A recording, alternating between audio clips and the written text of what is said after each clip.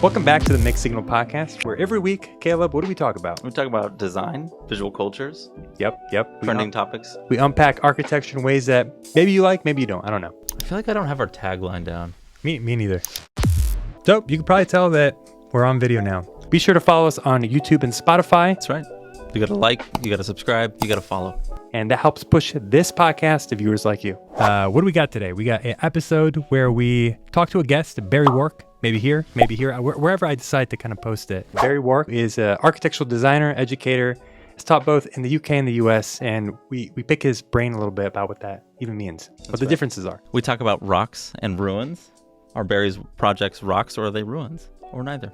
Yeah, I try to say he's a rock guy. He disagrees, but, to each their own. It is sand, so power to him. We also talk about jury culture in architecture school. Mm-hmm. We have a perspective from a student to hear what it feels like to be on the other side from, maybe a reviewer.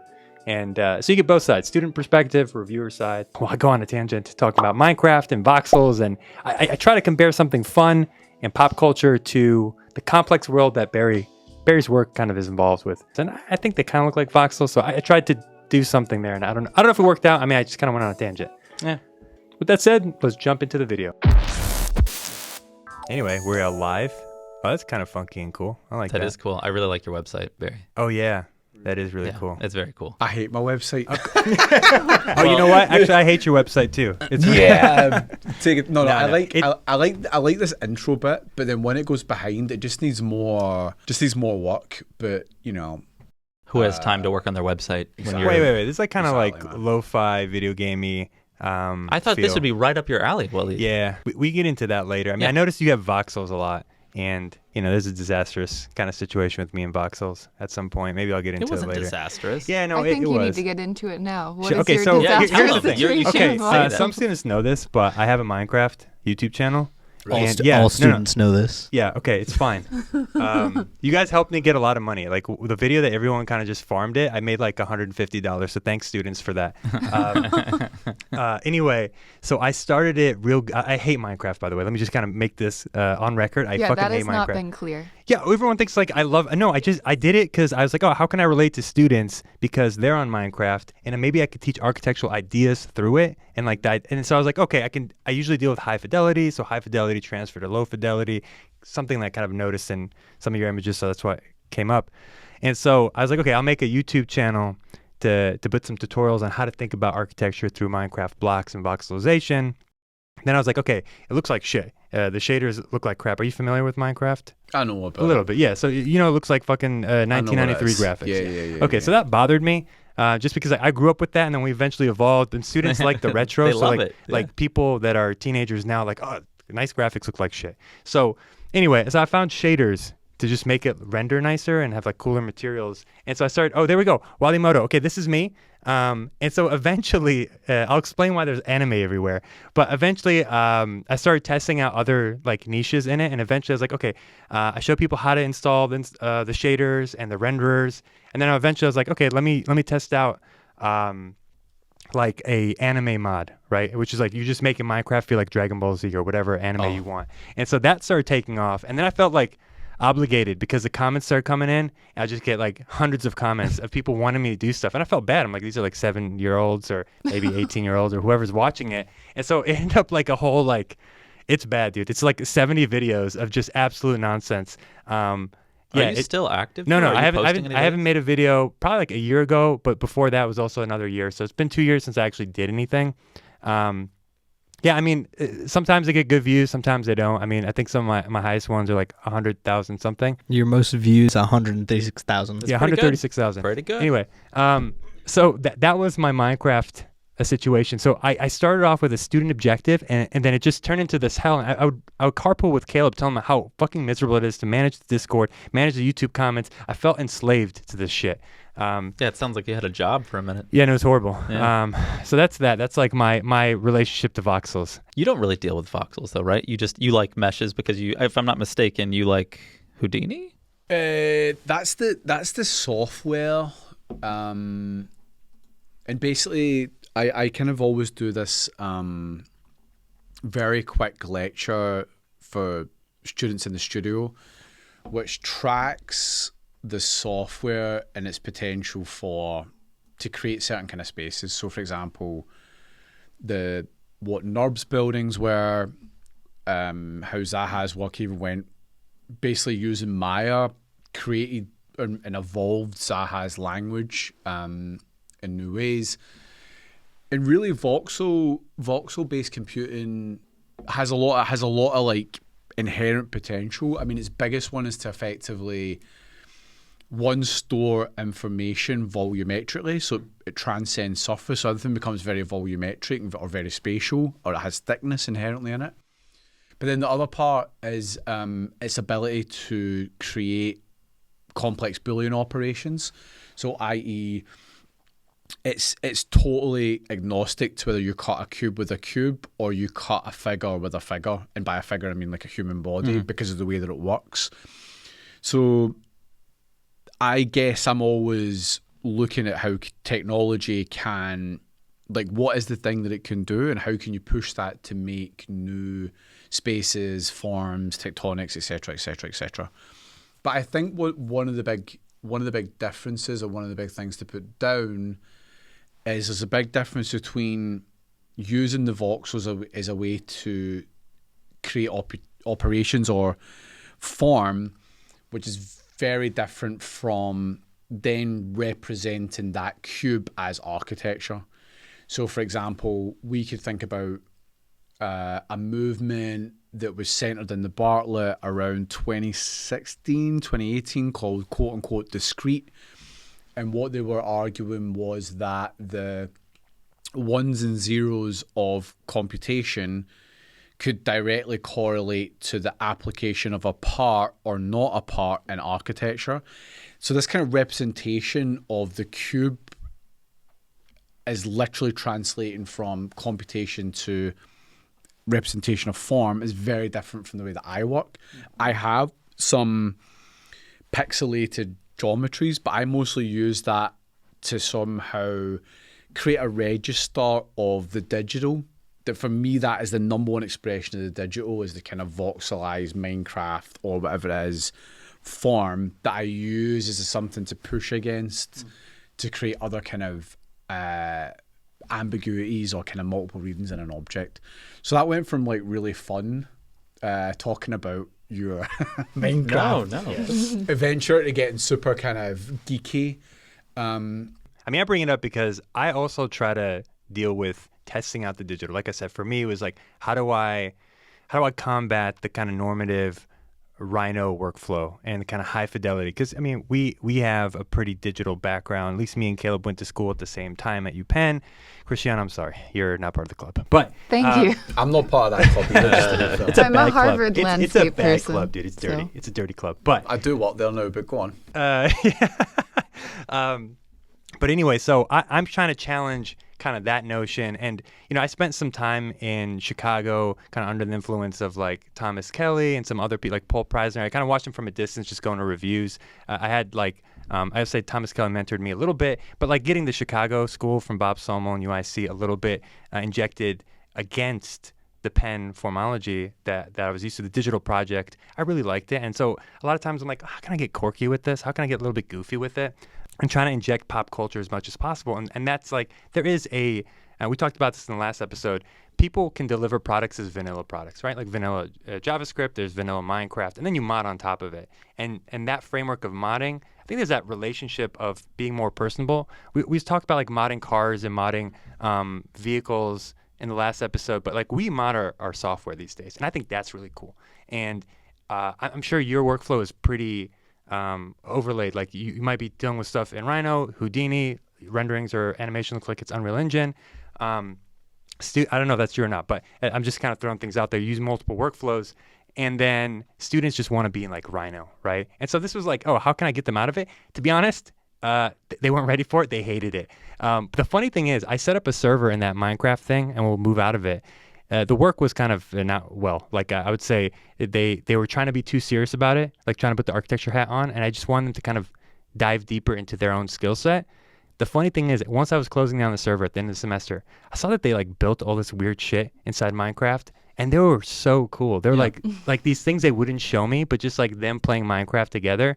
was like, fuck, I wish It's so I wish I had a funny. different mindset about it. It's funny that you bring this up. I was just thinking about this lately about how sometimes you want your students to be playful or like to really take an idea and just play with it and not be so serious. And sometimes it feels really difficult for them not to do the studio brain thing. Yeah. Christian, I think you do a pretty good job of making people like produce playful stuff. I mean, Barry, I don't know if you do like what you do to deal with that, or, I mean, No play, just work, right? No, it's if you had to take maybe like just two figures, and then I'll reference it against my own kind of history in a way, is that computation in architecture does not have a predefined. It's not inherently towards a method or not. And you could look at something like Patrick Schumacher, who I would say is very different from Zaha, which has this kind of like, for me, very dogmatic approach to computation, where the form or the architecture can only be justified by some kind of, the way they present it, it's like the computer says this and this is what it is, which is radically different from how computation is used in sort of LA in the west coast of America, or even in kind of Vienna with Coop Himmelblau versus Morphosis versus somebody like Hernan Diaz Alonso, who I think people have almost forgot how, this guy has technique, but is very much incredibly playful with the way he uses the computer. One thing that I will say, which is the kind of second part, not to go on a monologue, is that the pedagogical structure of the US does not allow for play. Having students semester to semester and you having to take them from zero to hero in such a short amount of time ultimately means that you have to sort of just tell people a little bit more what it is that they want to do, and that creates an attitude in students as they move all the way through the education.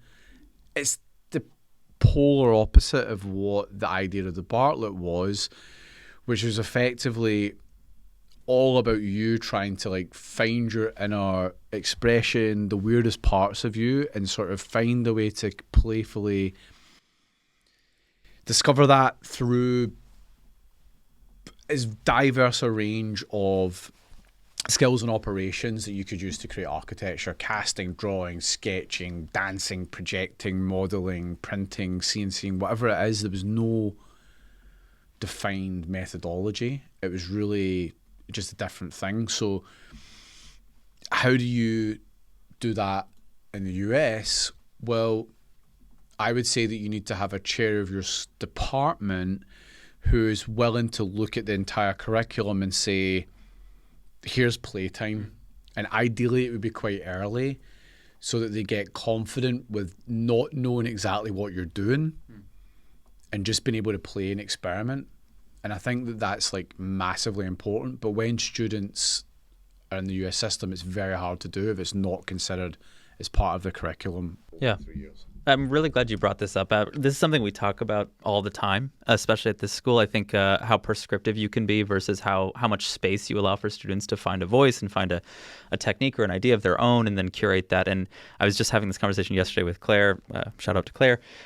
Claire always has this argument with me where she's like, I want to enable students to think on their own and to really be able to like set them up through their entire education to be able to discover what they want to do and do that thing. And I really do admire that. I think for me, the thing that I find really difficult is that, all students are different. I think, and this is no insult to the RPI students in the room, but I think RPI students are different. They're just not the same as other students. I think a lot of times there's an attitude of sort of like they want you to guide them a little bit, or maybe want you to lead them in a direction, or maybe they feel uncomfortable with too much space. That's not all of them, obviously.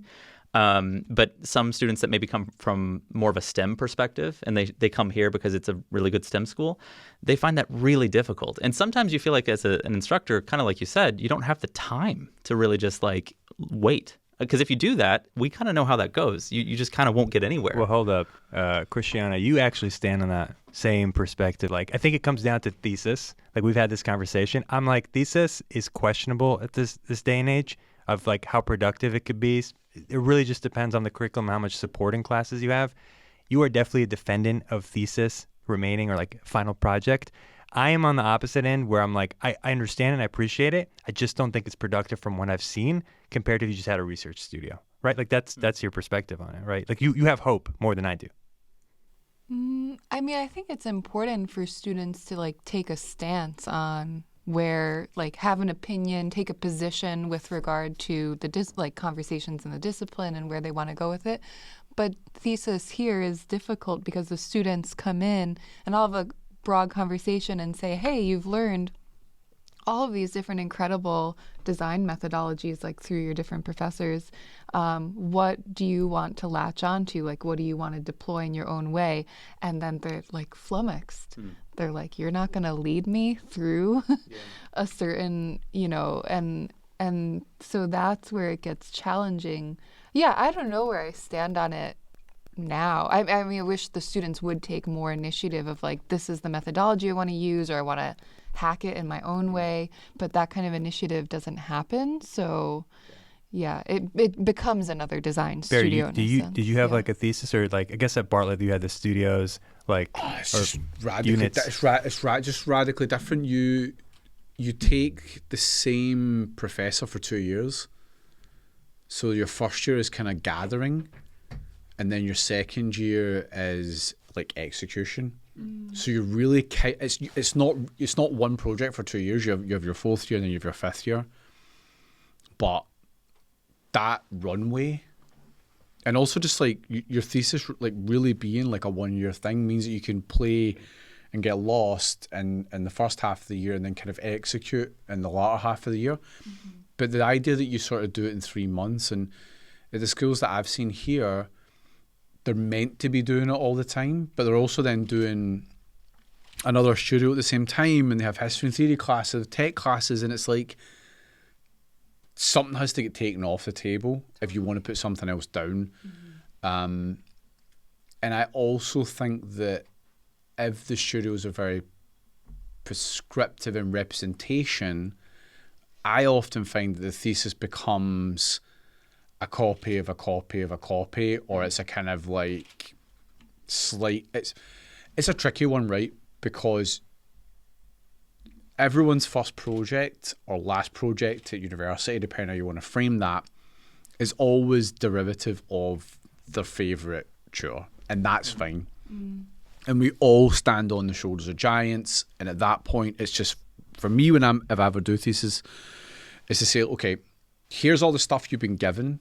What's your one thing that you're doing different? And I just try and focus on that with them and just take things away, because that one thing is the one thing that you can do in 3 months. Like, don't try and reinvent all the components of an architectural project. I was gonna say, do you notice even like in the London schools, AA and Bartlett being the ones that are always on my focus, do you notice that have you noticed that they've changed even from the times that you were there? Because, you could say the heydays, I think it's the heydays of the AA with Alvin Boyarsky, and kind of when kind of the big hitters were there. And then there was a second wave. I believe it was Brett Steele that was the director at that point. And the Bartlett, I was kind of following it when Neil Spiller was there, and I was like a fanboy of everything Bartlett, which maybe was the time you were there or no? Not sure. But have you noticed that it's evolved into something else? Because from what I've seen at the AA from people that I've talked to, say it's not the same thing as it used to be. So what's your thoughts on that? Or no thoughts? No. No, I do. I have. I have. This is a political barrier. I have a lot of thoughts. It's.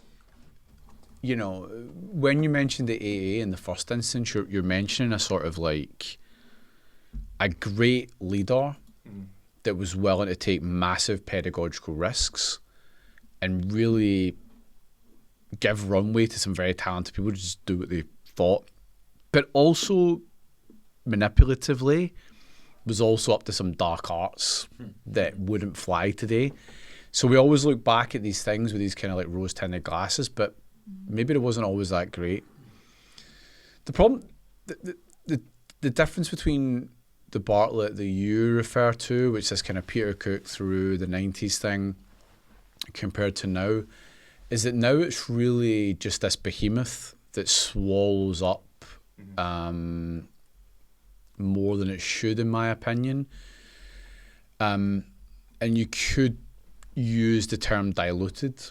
It's not like just because you double the size of the school doesn't mean there's like double amount of like very talented people that want to study architecture or very talented tutors, etc., etc. And there are a lot of talented people there, like make no mistake about it. But I don't think that universities, the way they've just kept growing and growing and growing and growing, is sustainable. And I think you're going to see a lot of universities shrink. Yeah, that makes actually. sense. But it's my alma mater. I'm super glad to have studied there. I still have so many amazing friends there that are fully those kind of quirky, idiosyncratic working people. But something else that I'll just put out there, because we're kind of doing this like US UK comparison, is that everybody in the UK, as soon as you finish your probation, which is 2 years, you're tenured. Whoa. So this like wholesale change that can happen in the US, particularly pronounced at somewhere like Columbia, that can go from like Shumi doing that thing intensely to Wiggly. Now you have Hackes doing this kind of eco trans-species stuff. Impossible. And in general, impossible to do that in Europe, because when people have positions, they have rights and they're protected. Yeah. So you can't just like bin someone off or give them these like short-term contracts. Would be Yeah. unthinkable. The institutional politics here is a whole other topic. Well, I mean, it's I got kinda a wild. question that's sort of related to that. Actually, I'd like to ask. It's like not exactly. Maybe this is getting really negative. No, this isn't so negative. This is actually a different way to think about the same question, though. I think something that really interests me about your work is that I think you're able to wear a lot of different hats and have a lot of different conversations in your work, and I love that. And I feel like at least in my education, and I know maybe others feel this way too, you're kind of siloed by the people you study with in a way. Like there's sort of the formal, the design group. There's sometimes the ecological, or maybe I don't know. There's a lot of camps, right? And we tend to be very tribal in the way that we think about architectural education. But I really appreciate the way that you talk about your ecology through your work. But you're very formal. You have a very clear aesthetic. You have a very clear thesis surrounding that. But you're not just giving it lip service. You've put a lot of thought into this, and you're kind of broader thinking about ecocentrism. I just think that they're very tied together in a satisfying way that we don't always experience, maybe in the American context. But are you asking me about the correlation between environmental architecture and design? Well, sort of. I'm asking how you maybe just to reflect on the synthesis of those two about ecology and the aesthetics of your work, because again, I don't think that's something that we're always it's not so easy to hybridize things in that way, I think. Yeah, okay. So how to come into this?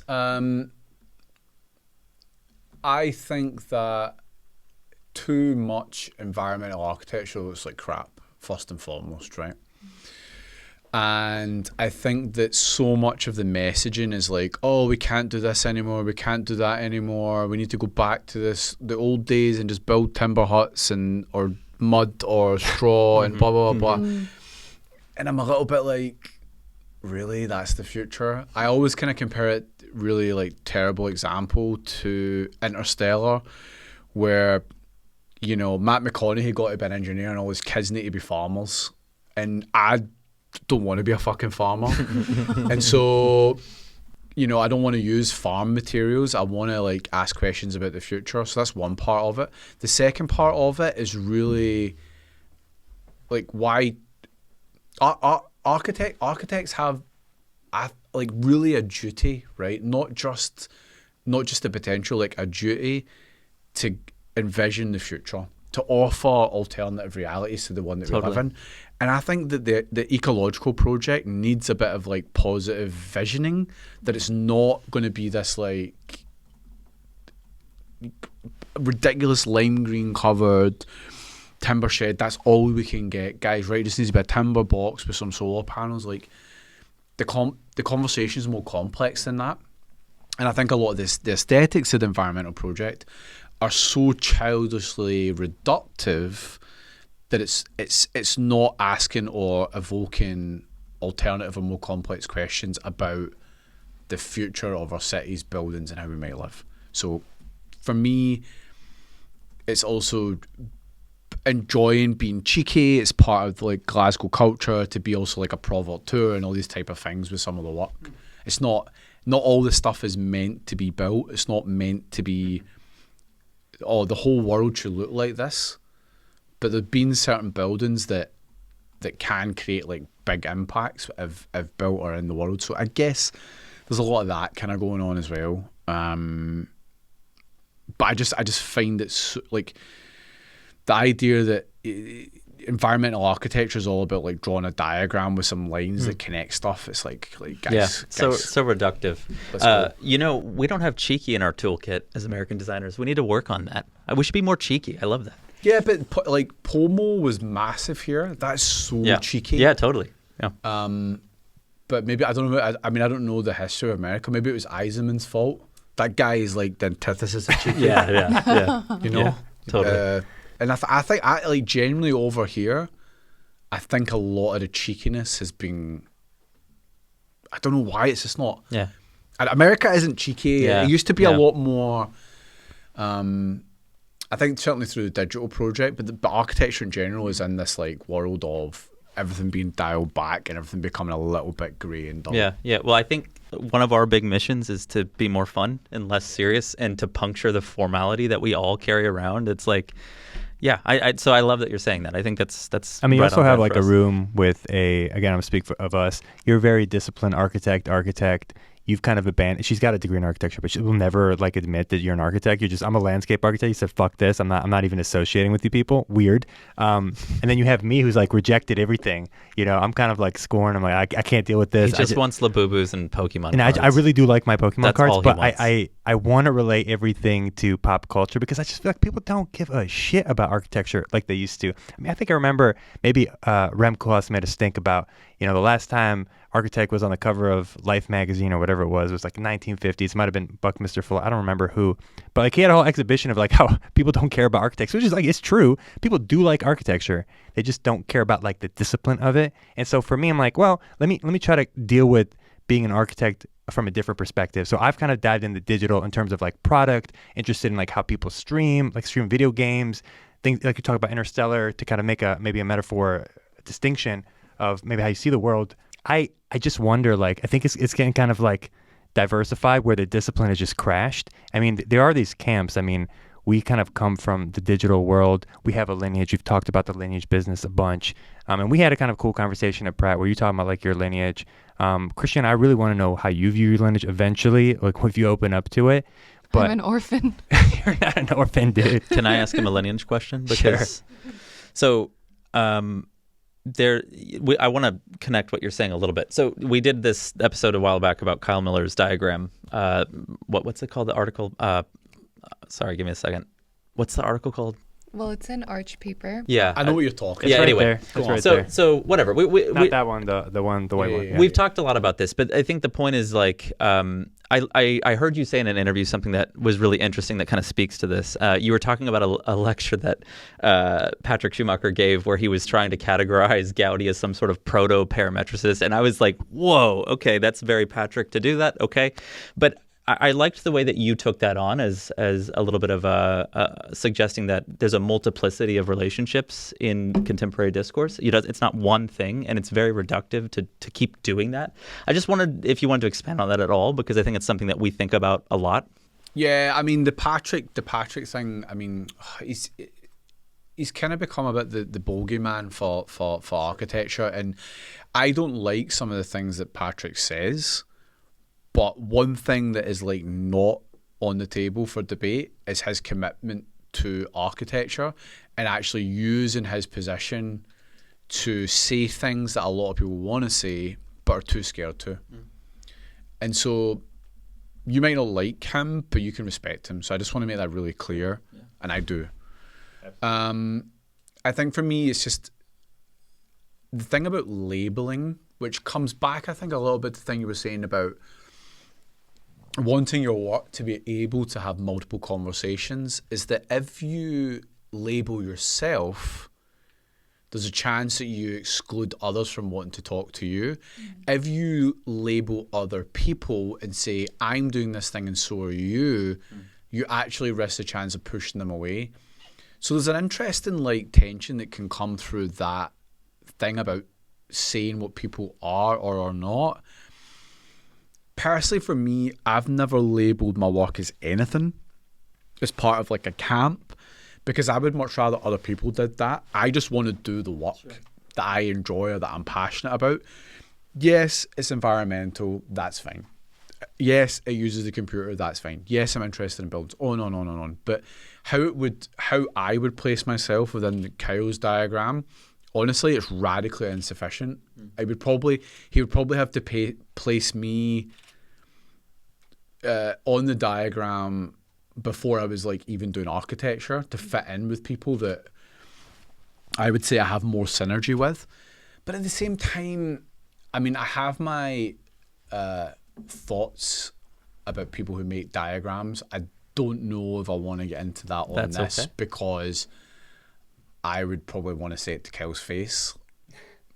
But for me, it's like the positives are, I actually think it's productive. I think I don't think he's cheeky, but that is a cheeky move to make a diagram and also put yourself on the diagram, obviously. Yeah. And that's, for me, I think that the difference with Jenks, I feel like he was approaching it much more as like a true historian or a man that was really trying to encapsulate an age.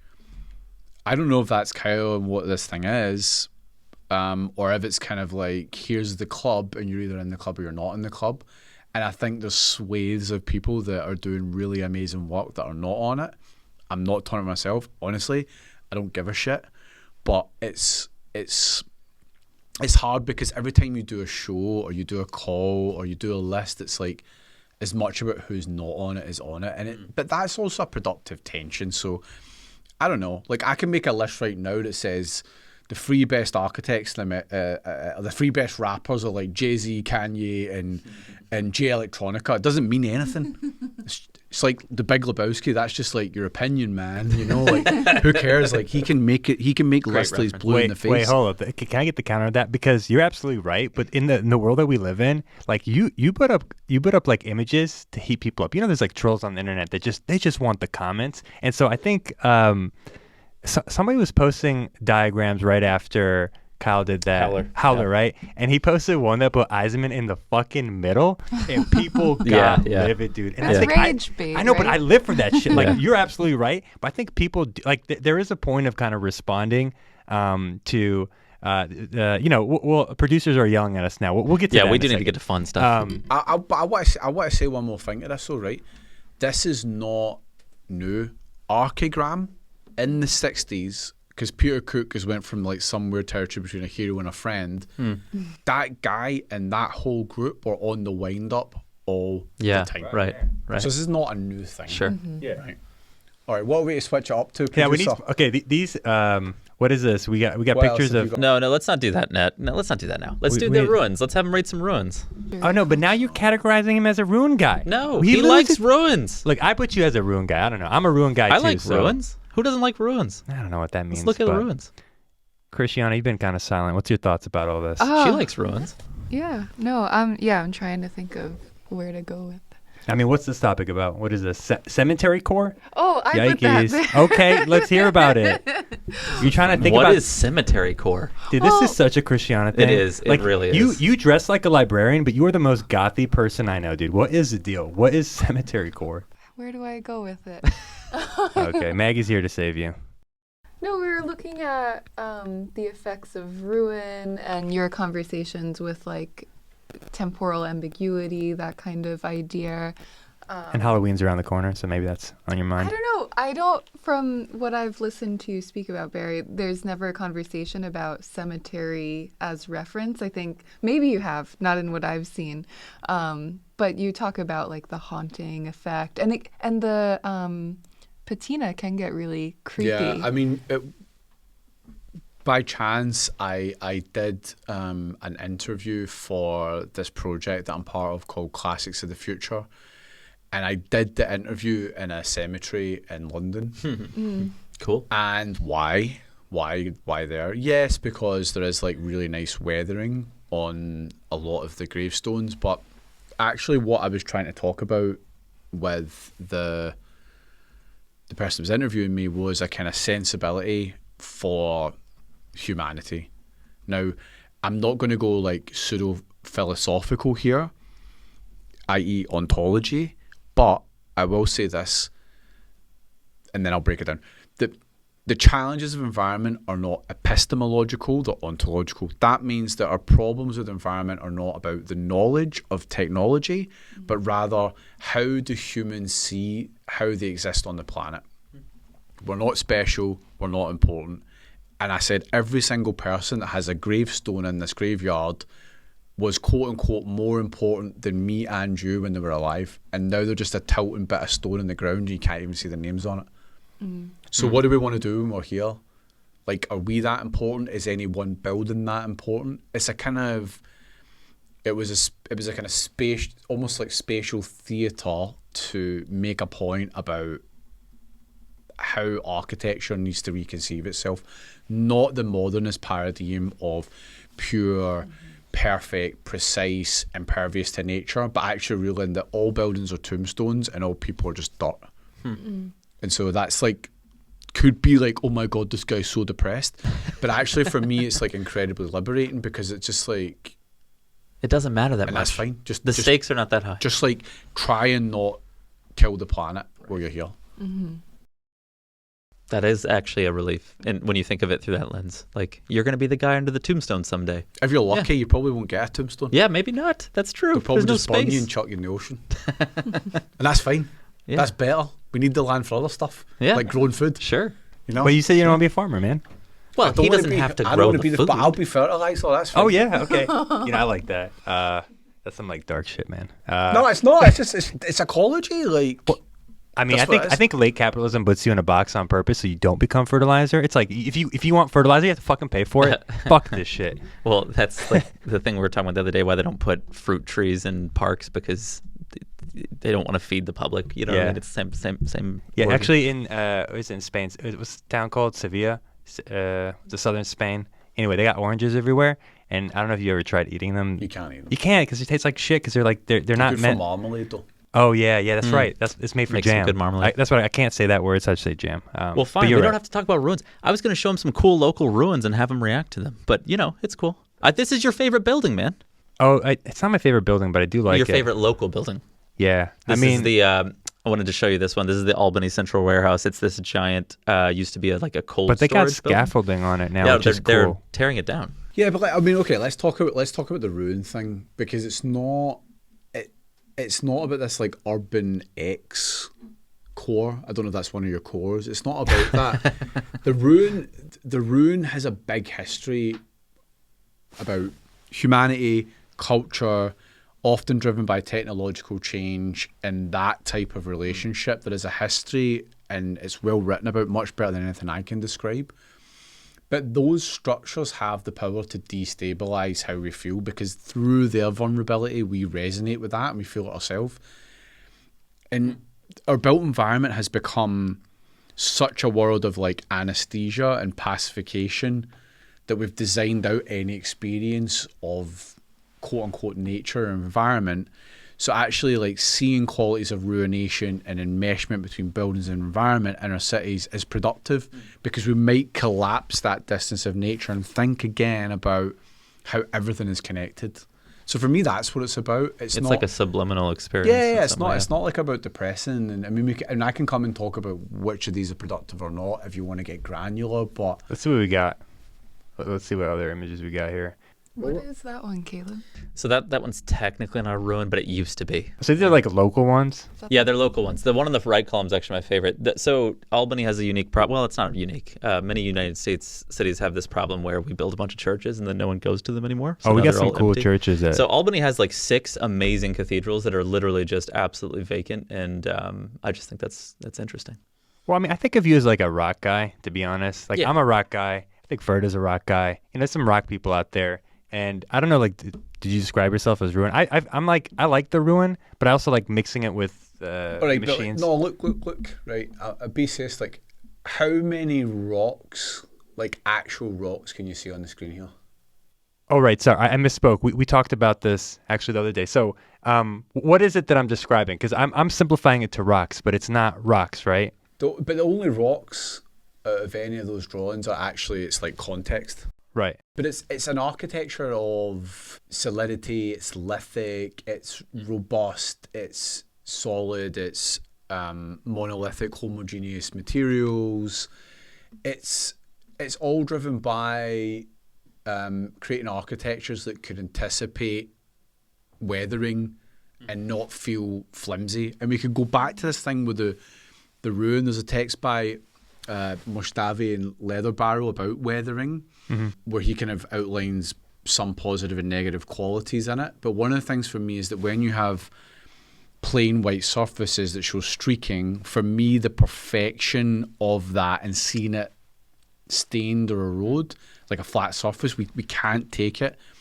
Now, either through conditioning of contemporary conditioning of seeing older buildings that are thick and constructed in a different way, we accept the weathering on that, we accept the display of its connection with the environment. I'm trying to tap into these qualities. How do you make architecture where you actually long for and cherish the display of connection with the environment? Right. It's sure as hell not on modernist architecture. Yeah. So I'm really striving for other qualities. The other part of it is that we've moved through kind of three ontologies. I said I wasn't going to do philosophy. Anthropocentrism, biocentrism, which is a late 20th century thing. It's all about living things, plants, people, animals. But ecocentrism is more than that. It's like washing machines, it's oil, it's ground, it's coal. So my sensibility is much more the earthen and the lithic and the ground. For me, the churning, moving, slow ground of ecology is a much riper territory for a sensibility of environment that I have beyond the kind of lush lime green world. And that comes also part from being from Scotland, because that's what the architecture is there and that's what the land is. Yeah, I noticed that. Like, I mean, I think you did an entry for that kind of old library at a university that burned down. I think it's a university. And The I remember, Glasgow. yeah, and I remember just seeing, it's beautiful. And I remember just seeing some of the architecture, maybe you've posted and some of your other projects that kind of had that vibe to it. But I want to go back to perception, because you're describing how you see your projects. And I always try to see it as a counterpoint to myself. Also, I'm a contrarian. So I'm just going to do this. Yeah. My stupid brain said rocks, right? Do you care that people kind of put you in that camp of rock, or like see your things as rock, or misread your project? Because I care about that stuff, because at the end of the day, the internet told me, going back to that trolling idea, where you post something up, especially most work we see is digital, like in terms of it's just seen online. People leave comments and have their takes on it. At the end of the day, the author's perception, like how they see themselves, doesn't really matter. It's like you said before, you're not going to explain yourself. It's how people perceive you. Now, there are critics, which institutionally speaking has not the same weight as it used to, where now kind of social media has a lot of that kind of role of the perception of like how someone is understood. So do you care that like my brain said rocks? Like, do you ever wonder, like, do people care? Like, does it matter? People say that. Does it tick you off maybe? Nah, they're just, I mean, normally it's people that are like Luddites or like anti-tech people or whatever, but I mean, really what I'm doing now with like some more art or sculptural pieces is like I'm subverting the term back.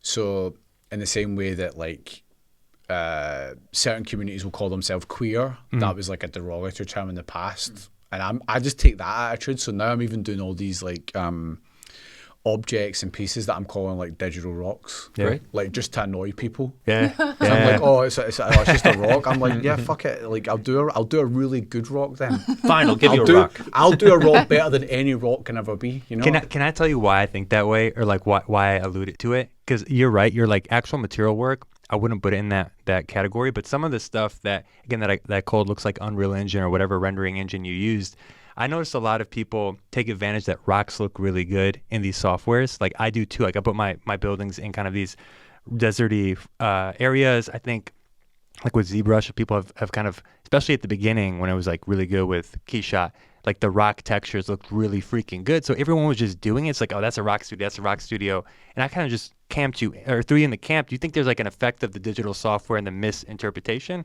or it's not even important? I honestly, I just think it's you need to kind of just pay tribute to the influence and impact of like Frida Kahlo, Yeah. and how that is percolated through many academic projects, and even his tied in Mark Gage's office, Right. etc., etc. So, I mean, people say reductive things all the time, including me. Yeah. And it's like, that definitely doesn't keep me up at night. I was just wondering because like the workflow is easy. Like back when I was in school, which Yeah, was, but I've never even done that. I don't even use ZBrush. oh no, I'm just saying like I'm wondering why Ferda's like his workflow or his type of project got so influential. I just think that it's so easy to get something look good, and people are like, well, I can do this. Students will always take shortcuts when they're there. That's also not new. That's also not specific to. No, I'm taking the shortcut. No, but you know. people do that all the time. Like, it's not. But at a certain point, it starts influencing so much. Like when I was a student, we had this conversation series where, where we were kind of frustrated because everyone just looked at Instagram and just copied it. And so I think I told you this the other day. As a student, I don't think this way anymore. I was so frustrated with students that would just copy things they see online and they think they had a good project. Now, I'm not saying the critic thought they had a good project. I'll be like, your project doesn't mean shit. Like you just made something look nice because we live in the culture of the quick image. And so I had a frustration back then. Now I kind of lean into it and actually appreciate it. And that's just me. Like that's just how I think. I'm always a kind of a contrarian. But there is something to say about it's not just copying. It's just at a certain point it gets to kind of this level where everyone's just mimicking, not knowing maybe what the thing that they copied is trying to do. And I don't even actually think it even fucking matters at this point. But we are at that state. Like that's just where we are. I also don't think that's a new thing. I read this Bob Stern autobiography, and his student project was like a Louis Kahn building. Yeah. Like flat out from the 60s. Yeah. And do you know what people have always wanted to do? A good job and get good grades. Yeah. And people are always going to be inclined, if they feel under pressure or stuck to perform, to look around and say, hey, that looks good. Maybe that's quite easy. I can create that technique. People say that's good work, so I'm going to do that. It takes a lot of confidence to just say, even we talked about that academic in the US, right? It takes a lot of confidence. Your tutor's telling you something, go, nah, mate, I'm not doing that. Yeah. What? Yeah, you'd be surprised how many people do that shit. So I'm kind of like, I think I understand what it is that you're saying, but it's also just like, not everybody has their own project or their own thing. Like some people just want to go to uni, get some good grades, and go and work in architecture practice, and that's great. Yeah, I'm just saying Not again. everybody's looking for a project. Yeah, when I was a student, I was that way, and I totally changed. I'm just wondering if it obviously doesn't keep you up at night, or nor does it affect the way that you teach, because I can't imagine someone rolling into your studio and trying to do something outside of it. You'd expect they want to do what you're doing anyway. I would love it. Well, I mean, it depends. In the UK, when I had the time to like work with students, yeah, it was great. When people were like, I love this and this is what I want to do. It's harder here because sometimes you see people going down paths and you're like, look, like you can do that, but trust me, it's not a good idea. Yeah. You only have so much time, you know? That's why I tell my students, like, yo, good luck to you. I'm trying to help you out here. Yeah. It's funny though, Ellie, because you were that student. You know, you were the contrarian that's like, I'm not going to do that. I'm going to do my thing. A little, think you were. until I drank the Kool-Aid. Kutan Ayada really made me drink. He didn't force me. I was just like, I liked his flavor of Kool-Aid, and he kind of like switched my mind. I was like more Peter Eisman oriented. Like I'd read a lot of Peter Eisman, so I'm like, no, I need like justification. I need the fucking procedure. And Kutan's like, just like make good curves, make things that look nice. And obviously he's a very intelligent person.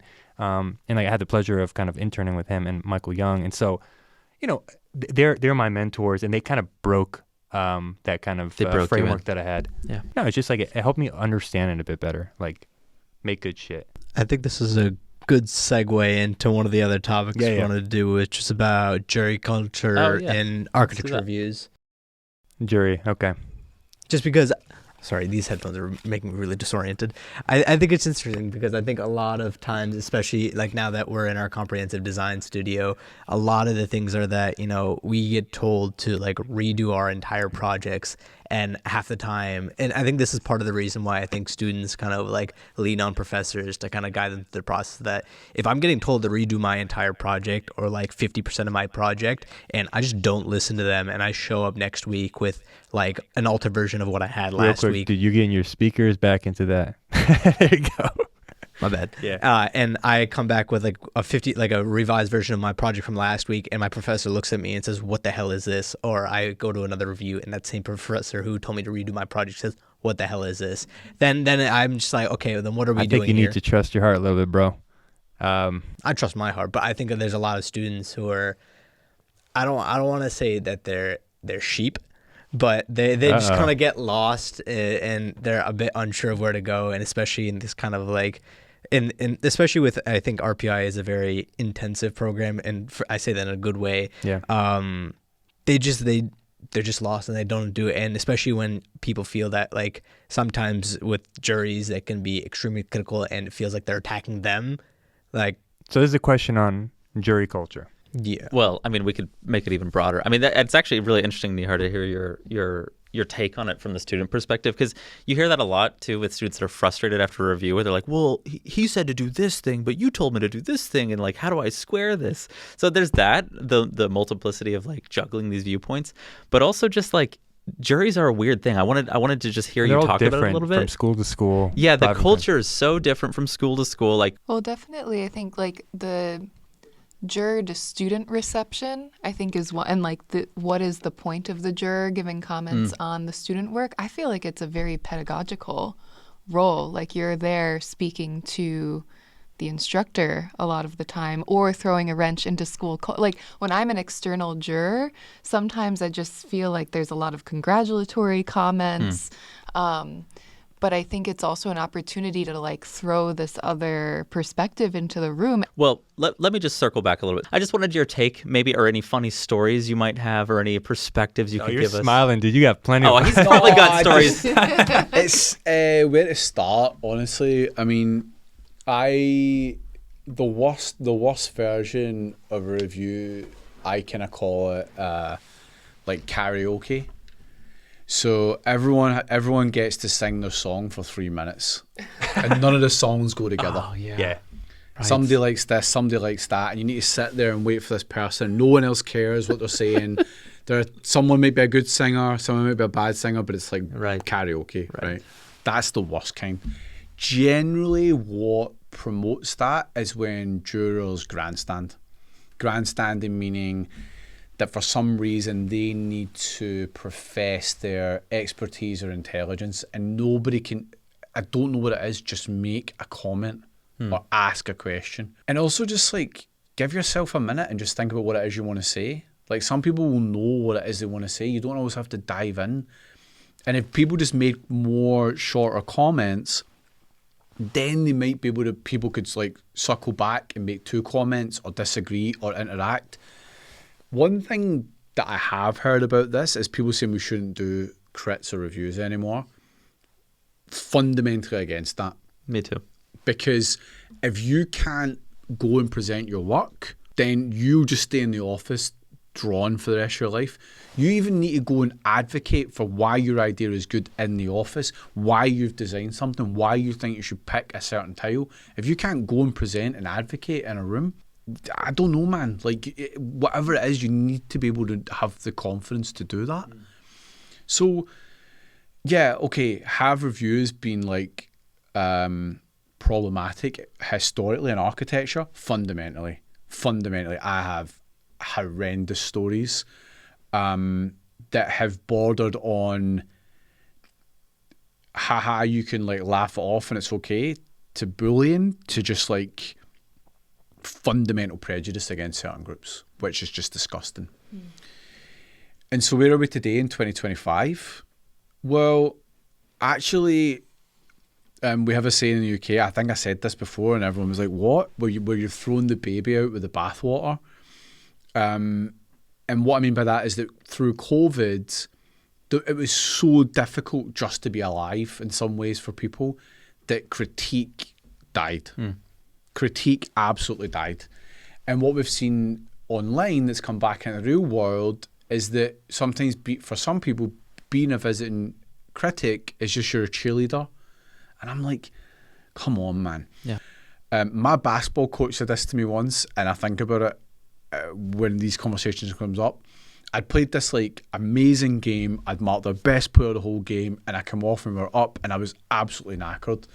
And he came over to me and he was like, the only time I'm going to stop getting on you is when you're either the best player in the world or I don't care anymore. And that's true, right? The greatest compliment that you can pay somebody is actually being engaged with what they're doing and giving them feedback. If you're just indifferent, oh my goodness, what an insult. Like, yeah, could do that. Yeah. What are we talking about here, right? Like, if you don't get critique, then how can you improve? Right. No one can see their own woods for the trees. I actively seek critique out in my own work as much as possible.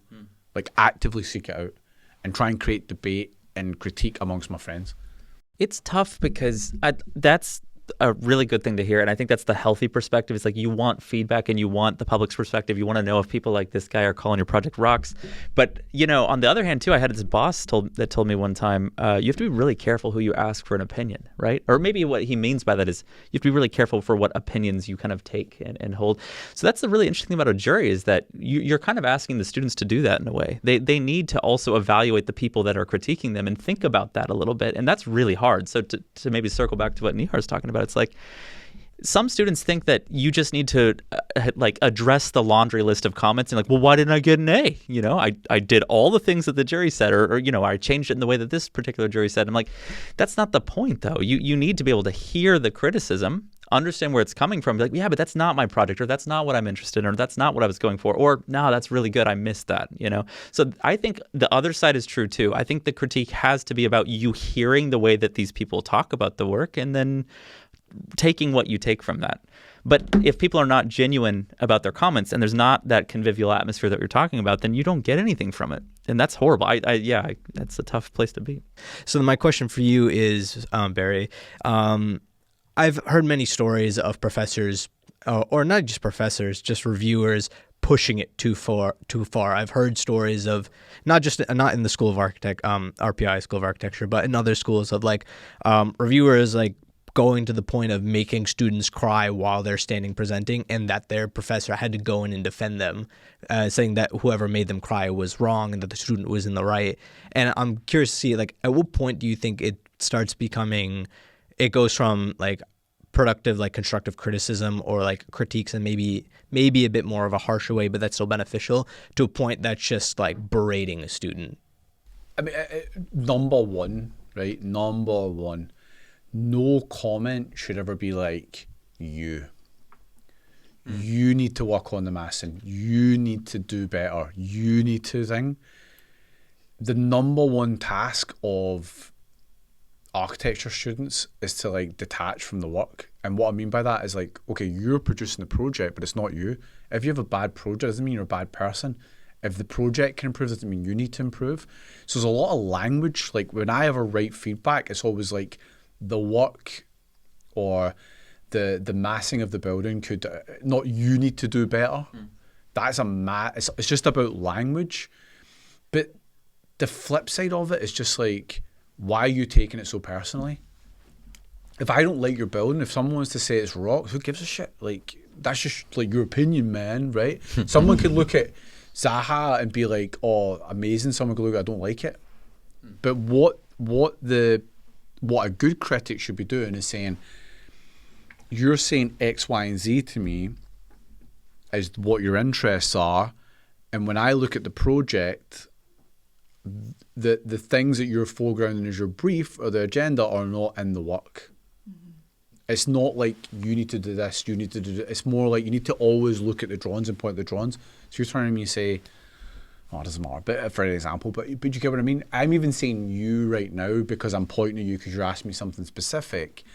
But in a review, it always needs to be about the project, never about the individual. And as you also foregrounded in your question, see when people are tired, they get emotional. I've seen people cry in reviews over nothing. Mm-hmm. And the other thing that I would just kill right away is the architecture student as martyr. Doesn't work. Don't stay up till 3. Don't be eating crap food. Just like be a professional. Yeah. And if each architecture student just worked really efficiently, didn't have YouTube up, weren't on their phones, look at your screen time. You know, honestly, right? Just do the work and go home and get a good night's sleep. Like, I am pretty hardcore with that with students before reviews. Go home and take a night off before reviews so you don't come in all crying and flustered. Like, I also think that honestly the culture post-COVID is a little bit like softer. It's not just about softer. It's like, my whole thing is like, if something bad happens, the first thing that I'm going to do as an adult is look at myself. How could I, in that situation, have been better? But I think that students are very reluctant to like do the same about, well, why was I upset? And you said it here, right? Which is fantastic. That shows like amazing maturity. We said, at the time, I was tired. I didn't take the feedback well. But then when I kind of got the hours under my belt, I looked and I was like, okay, now I can receive the feedback. But imagine you were in the review and you had hours under the belt. You might have said, that's interesting. Why do you think that? Or, well, the reason I did this was because of this. And then we can actually get into a really productive discussion. So, you know, what is crit culture? Like, what does it need to become? I think we need to foreground debate again, but in the most non-personal way possible.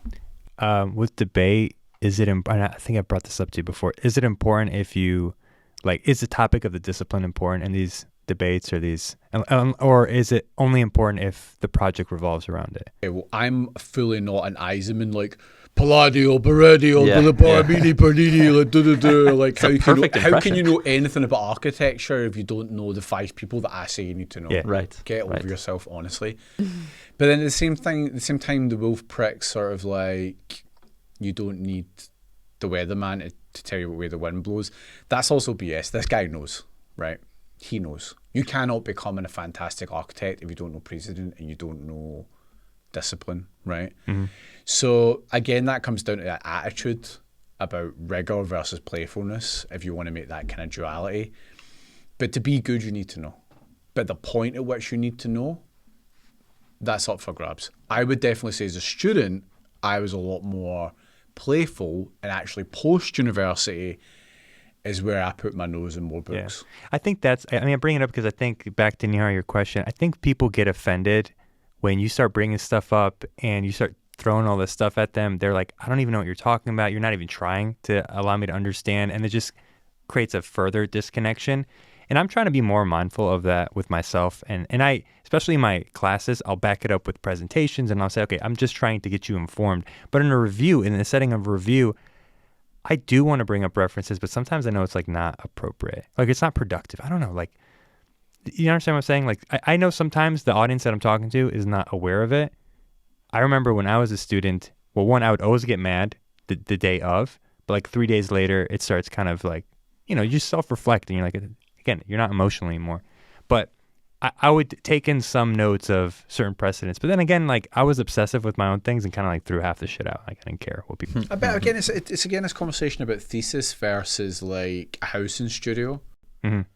And really, if I was in a review and it was a house and studio and there was a clear ideology that the student, their project related to, but didn't mention, I'd be probably side-eyeing the critic that was running the studio, to be honest.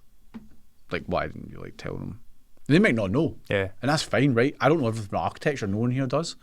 But it's kind of like, I don't know, it also depends. Like, different studios need different things. But if it's a thesis review and somebody's trying to construct a thesis, which is kind of text element to it, in my opinion, yeah, you may want to like contextualize what it is you're saying against what other people have said. That's important. Well, yeah, like and actually maybe another way to think about juries is like, for me as a critic, like, I really rely on a jury to help me find those blind spots, because like when you are teaching thesis and you have, like last year, like you have 15 different topics, I can't be an expert in all of that. So really what I was trying to do in midterm and final was just like get people that know enough to like help me fill in the gaps. So in that context, it's like super important. Like, please, like if I'm missing something here, help me, because it's like this person's talking about this thing. I'm like, that's not my specialty. So yeah, I think there's another aspect to this, which is now that we're on this side of teaching. I find juries to be very helpful just to help you not miss something really important. I don't know. Yeah. What else we got? Well, do you want to talk about your Turkish castles or your? Oh yeah, dude, this is fucking strange. I mean, you might have seen a lot of this I've stuff seen in this China. before, Dude, this made me laugh so hard. It's like this little Disneyland castle that's been repeated. Control C, Control V. I think it's awesome. I mean, there's one thing to say about the house itself. And then, this isn't even Levittown where they're all kind of customized. They're literally the same thing, Control C, Control V. To me, I was telling Caleb, it kind of reminds me of a poor video game studio where they can't afford enough assets, so they just kind of sprinkle the same shit around. Do you have just imagery reactions to this? What's your thoughts, or don't care? I have a friend who is kind of pushing the tagline right now, which is, if a building is really good, why don't we repeat it? Great tagline. I love it. If you have a fantastic house that is efficient in cost and it's aesthetic formal quality, why not? Yeah. Why do architects feel the need to customize every single project they do? And actually, particularly in relation to housing, I mean, Georgian terraces, the Brooklyn brownstones are some of the most coveted sort of streets in urban neighborhoods. So why would this image disturb us? Probably because the individual unit in itself is maybe not so fantastic. Yeah. And probably also the ideas of its suburbanism, its kind of construction, probably don't feel... It's a repeating unit that doesn't form a cohesive street. Yeah. It's a repeating unit that feels like a copy-paste. So your copy-paste is not, you all have the same within a collective. It's a copy-paste where you feel like you have the same as your neighbour, but it should be different. It's kind of in a weird territory. Well, it's also castles mean something. It's it means that you're on top of the hill, not at the bottom of the valley. But it's it also definitely means not a that, castle, right?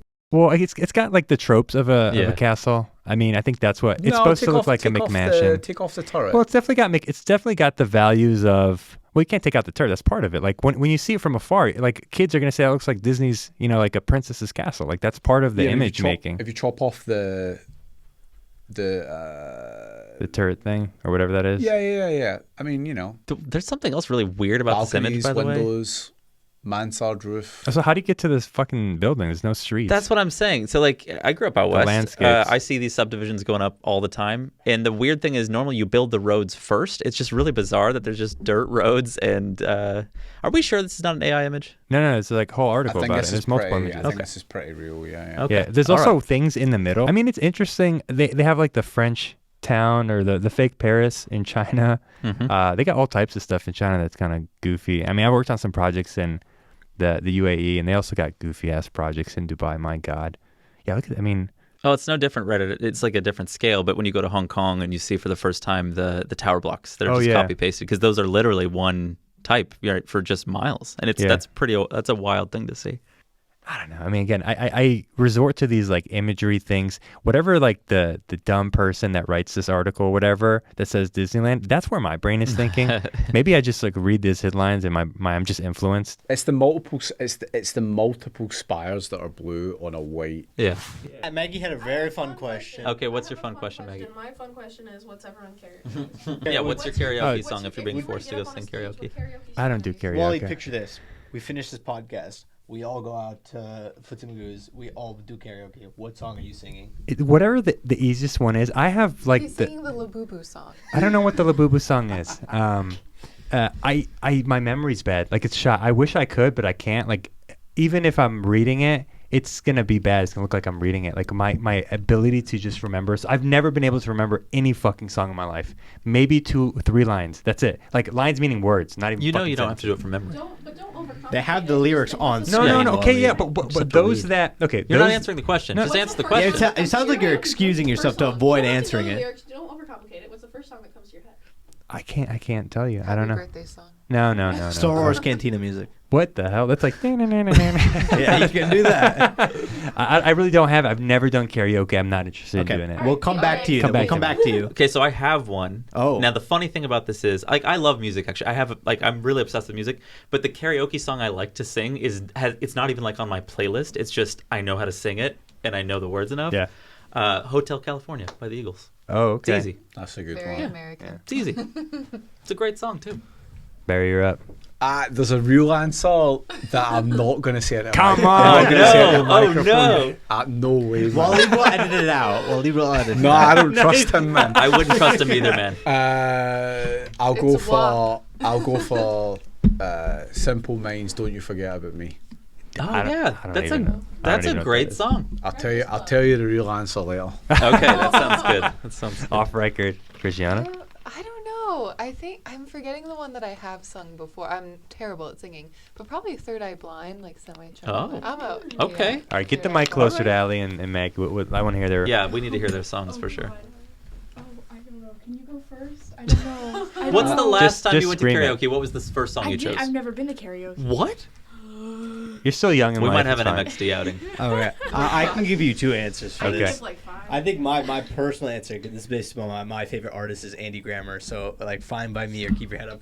It's like most of his songs I know by heart, so I could do that easily. Okay. But the one that I think no I idea. think would get most heads turned, and it's because I've done this in the studio, just because I've been losing Oh, my no. mind, is Frank Sinatra, My Way. Oh my Jesus. god. That's a fantastic song And to keep in mind, finish I'm karaoke. very tone deaf, so I cannot sing for shit. So like I got a lot of things thrown at me when I started singing.